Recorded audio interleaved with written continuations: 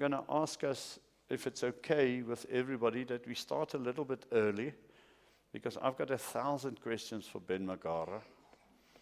I mean, it starts with, what the fuck were you thinking? And then we'll build from there. So I thought perhaps, we can start early with that question, and then we can build into the company and all the hype and spin he wants to share with me. But Mr. Magara, as lost as you are in the world of coal, why don't you come and join me here? Thank you very much.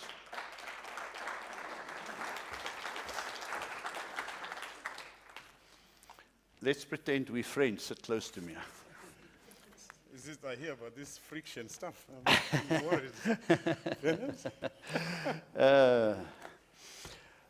So Ben, I personally was very surprised when I heard that you are stepping back into a CEO role, and especially that you did it at Exxaro. So talk to us. What's on? Why that? So was I as well, actually. There's that issue that happens, and good morning, everybody. There is a dinner you generally have at Joburg in Indaba, pre the 2 days. Yes.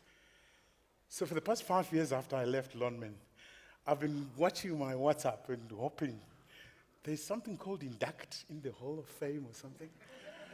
And when I saw my name not coming, I thought, maybe I should try again. He sounds like Donald Trump and the Peace Prize. Now, how do you try the less you get so it? I'm here, buddy. But after the 5 years, after the 5 years, my wife, we were sitting, and she says, she took all the little pension I got from Lonmin, and says, go find out a bit more.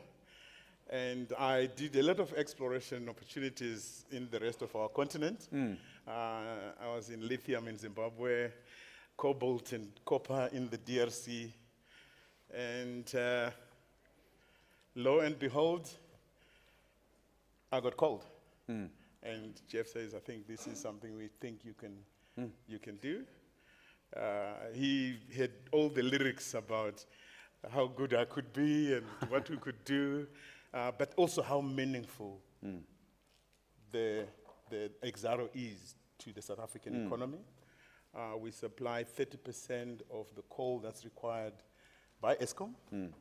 So if 30% of the coal that we should mine is not mined, this country would have no power. So I think all that really incentivized me. More so, I think hustling is tough.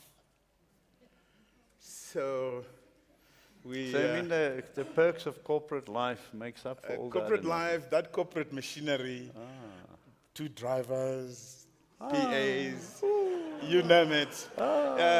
It's just very appealing. It's a helicopter here. Helicopter not yet. No, we don't do helicopters anymore. Okay. But we fly low. You fly low. So really, I think I missed that machinery. And coming back to an Exxaro, it was almost like homecoming for me. I spent 24 years in the coal industry. So coming back to Exxaro is almost homecoming. And to a team that really feels like family for me. Because most of them, we had worked together before. So I'm really glad to be back. And we're doing some wonderful things together. So I want to go back to, you say these are people if you've worked before, so I want to go into your dark past a little bit. I mean, at a crazy moment in time when I think a lot of people were not convinced that things are going to turn out fine in South Africa, you actually came to South Africa. Yes. And you started in the coal industry. Take us back.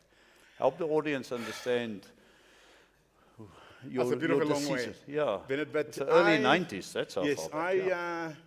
I had a bursary with a company that used to be called Anglo American. If you remember that. No. And a South African company, Canadian company. It was South African. It was South African. And I had a scholarship with them, worked in the coal mine in Zimbabwe, and came to South Africa. I remember the day, 28th of March, 1994. For those with good memories, that was a month before our first democratic elections. It was unsadly the day of the Shell House shooting. So my mom said, come back Where now. were you that day? I landed at, No, I'm just Ortam. checking. It's not too late to have a proper investigation. So I was then whisked straight from the airport to New Denmark Colliery to New start Denmark. working on the coal mine. So that was a month before, with all the challenges in South Africa. For me, it was an exciting opportunity.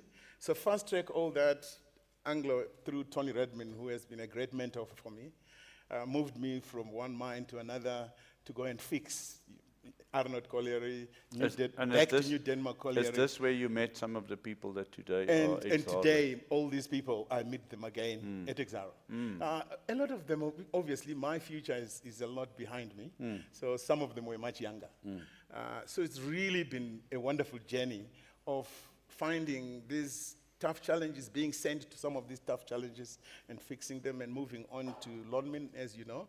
I spent 6 years there, the most wonderful 6 years, except I left with no hair.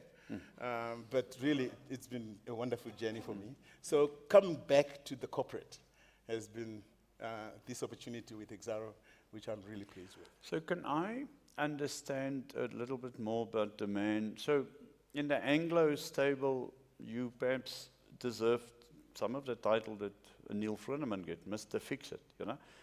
Did you fix Lonmin, or did you fuck it up?